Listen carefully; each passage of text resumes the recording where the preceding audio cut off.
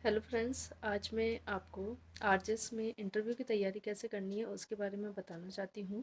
My self चेतना चौहान, मैंने भी RJS mains दिया है और इंटरव्यू के लिए ज़्यादा तो नहीं बट जो कुछ एक मेरे साथ के ही कलीग्स भी हैं, फ्रेंड्स भी हैं, तो उनका जो पर्सनल एक्सपीरियंस है वो मैं आपके साथ शेयर करती हूँ।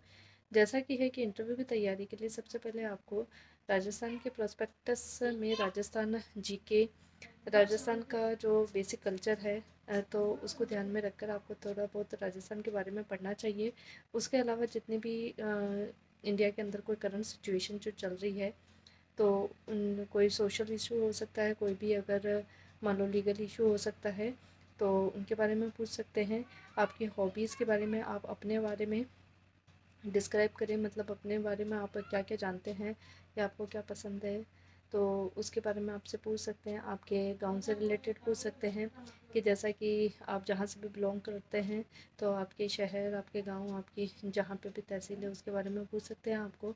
जैसे कि मैं उदयपुर से बिलोंग करती हूँ, तो उदयपुर के से लेकर कुछ एक चीज़ें पूछ सकते हैं। तो आपको अपने जहाँ पर अभी आप रह रहे हैं तो उनकी भी आपको नॉलेज होनी चाहिए मोटा मोटे तौर पर कि हाँ।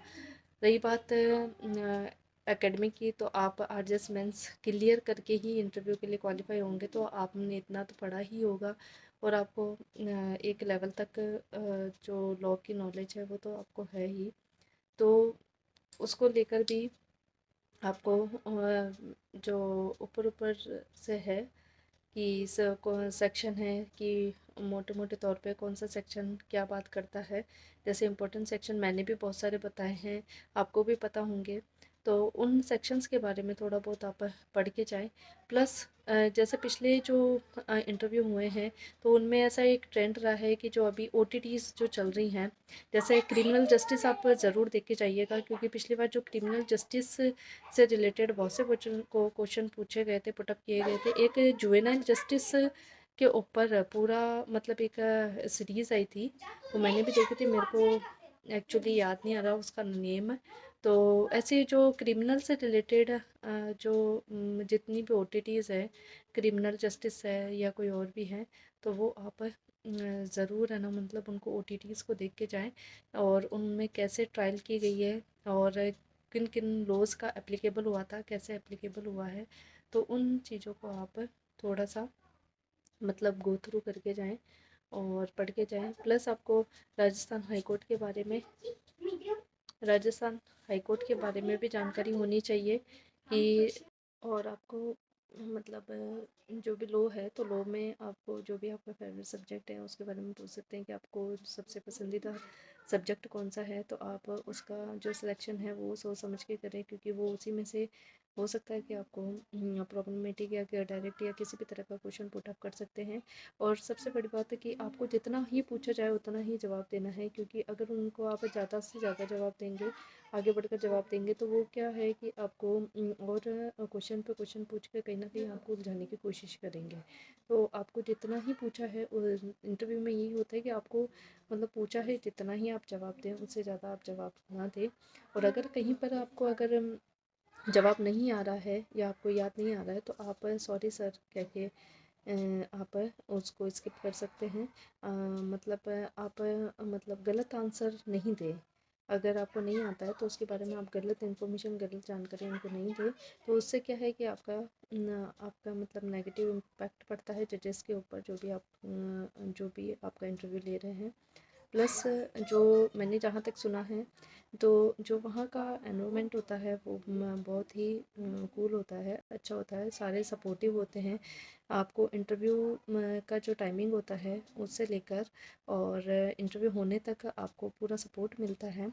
जितने भी ऑफिसर्स वहाँ बैठे रहते हैं, आपको कहीं पर भी फील नहीं होता, एक अच्छा एनवायरनमेंट वहाँ पर होता है और रिलैक्स के लिए भी टाइमिंग दिया जाता है। इस बार भीड़ कम है, तो इतनी दिक्कत आएगी नहीं, जल्दी इंटरव्यू हो जाएंगे और जल्दी रिज़ल्ट अपने सामने होगा। और इंटरव्यू तो पूरा अब लक पे है और जजेस के माइंड पे है कि वो किस मेंटलिटी के साथ और क्या पूछने के लिए वो बैठे हैं। पर जितना जितना है आप लोगों से रिलेटेड तैयार करके जाइए। आप करंट अफेयर्स, अगर जो भी करंट प्रॉब्लम से साल 2 साल के अंदर चल रही है उसके बारे में लीडिंग जो जजमेंट है, जो साल 2 साल के अंदर या लेटेस्ट 1 मंथ के अंदर जो सुप्रीम कोर्ट ने अभी दिए, लेटेस्ट 1 मंथ के रीडिंग जजमेंट ज़रूर देख के जाइएगा। रीडिंग जजमेंट में से भी कोई भी क्वेश्चन पूछे जा सकते हैं, या मतलब लीडिंग जजमेंट ही पूछा जा सकता है, या कोई भी लाइन दे के पूछा जा सकता है कि ये बात किस जजमेंट में कही गई है। और जो भी और कोई भी ऐसा कोई भी जो बर्निंग जो मुद्दा होता है उसके बारे में कभी भी हाई कोर्ट आपसे क्वेश्चन नहीं करेगा, क्योंकि कंट्रोवर्सी से हमेशा राजस्थान हाई कोर्ट हमेशा दूर रहता है। तो ये भी एक अच्छी बात है। तो कंट्रोवर्शियल मामलों में आपसे ज़्यादा कोई कुछ भी नहीं पूछा जाएगा। जो बेसिस पॉजिटिव नेचर के जो भी क्वेश्चंस होंगे वो आपको पुटअप किए जाएंगे। और बाकी बेस्ट ऑफ लक। और तो क्या, राजस्थान जीके ज़रूर तैयार करके जाइए। राजस्थान जीके के लिए बुक भी आती है, जो एक अच्छी बुक है। अगर आप इंटरव्यू के लिए आप अगर उसको रेफ़र करें, उस वो आरएस वालों के लिए भी अच्छी है, और बाकी जितने भी राजस्थान का एग्ज़ाम है उनके लिए अच्छी है। उसमें पॉइंट टू पॉइंट बता रखा है, तो पढ़ने में थोड़ा सा इजी रहता है। तो थोड़ी सी मोटी बुक, लेकिन अच्छा मैटर अच्छा है। तो अगर आप कहें तो मैं उस बुक का भी ही बुक के बारे में भी आपको बता दूंगी। प्लस जो भी है, जहाँ तक इंटरव्यू की बात है, तो इंटरव्यू तो पूरा लग के ऊपर है आपके, और आपकी और कॉन्फिडेंट रहना है। मतलब ओवर कॉन्फिडेंट नहीं, बट कॉन्फिडेंट ज़रूर रहना है। कॉन्फिडेंट रहकर ही मतलब आंसर देने हैं। और कोई चीज़ का जवाब नहीं आए तो सॉरी सर कह के आप उसको डील अप करें, और गलत आंसर ना दें, और डरे नहीं बिल्कुल भी। अगर सिलेक्शन होना नहीं होना कोई बड़ी बात नहीं है। अगर किसी का खाली हॉबी पूछ के भी रख देते हैं, तो किसी को पूरा का पूरा लो ही पूछ लेते हैं। तो अगर आपकी किस्मत में होगा जज बनना, तो आप वैसे भी बन जाएंगे। तो इसीलिए डरे नहीं बिल्कुल भी। और आपके साथ में भी जो कलीग्स आपके जाएं, उनको भी आप कोऑपरेट करें, आप खुद भी अच्छे से रहें। और देखो, सिलेक्शन एक मतलब पोस्ट सिलेक्शन लेना एक ये पार्ट ऑफ लाइफ है, पूरी लाइफ नहीं होती है।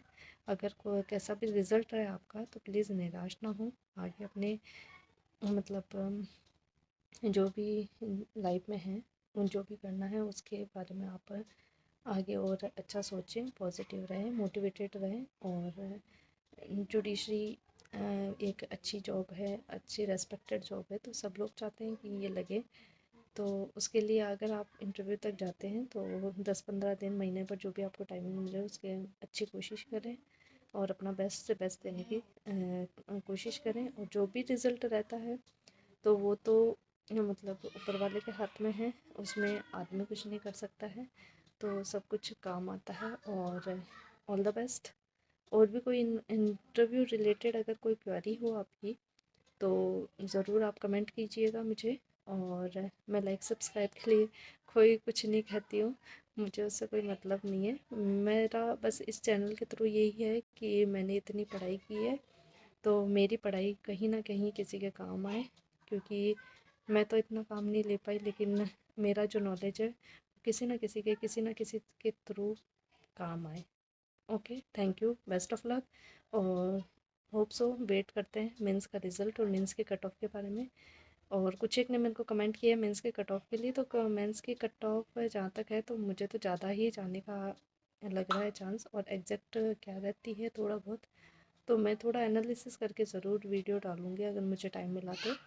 और बाकी बेस्ट ऑफ लक। ठीक है, थैंक यू।